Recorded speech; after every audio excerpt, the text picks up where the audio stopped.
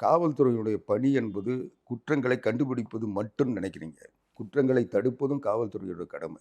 Prevention இல்லாம ஒரு காவல் அவங்களுக்கு போலீஸுக்கே வந்து குற்றங்களை கண்டுபிடிக்கிறத விட, குற்றங்கள் நடைபெறாமல் தடுக்கிறதுக்கு தான் இப்போ காவல் நிலையம் இருக்கு.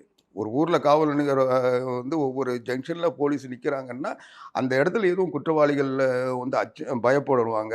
அவங்க அந்த இடத்துல குற்றம் நடக்கக்கூடாது. ஒரு பொது அமைதிக்கு பங்கம் வரக்கூடாதுன்றது அவங்க கண்காணிக்கிற பணியில தான் அவங்க ஈடுபடுறாங்க. நீங்க வந்து ஒரு சம்பவம் நடந்து 3 மாசம் பொறுத்து யாரோ ஒரு 2 பேர அக்யூஸ்ட்ன்னு போய் புடிச்சிடுறீங்கன்றது வந்து அதுக்கு ஒரு காவல்துறை இலகுவா செய்வாங்க.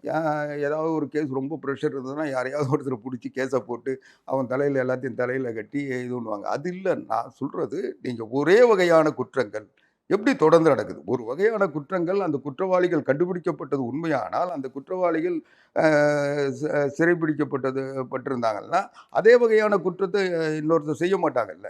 அப்போ இவங்க வந்து உண்மையான குற்றவாளிகளை கண்டுபிடிக்கிறதுல போதுமான அக்கறை இல்ல. அல்லது இந்த வகையான குற்றம் செய்றவங்க இப்படி இருப்பாங்கன்றத இவங்க கண்காணிக்க முடியல.